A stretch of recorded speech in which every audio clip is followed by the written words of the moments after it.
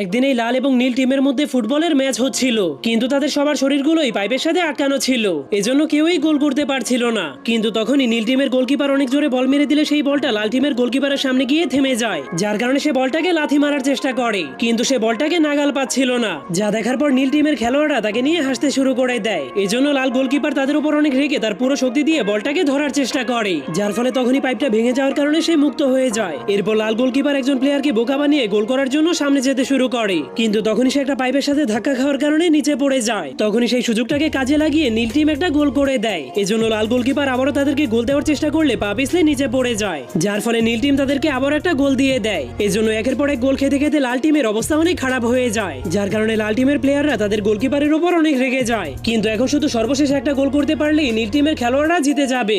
যা দেখার পর লাল গোলকিপার তার জায়গাতে গিয়ে জলদি করে তার পাইপটাকে লাগানোর চেষ্টা করে, কিন্তু তখনই নীল টিম বলটাকে আবারও অনেক জোরে একটা লাথি মেরে দেয়।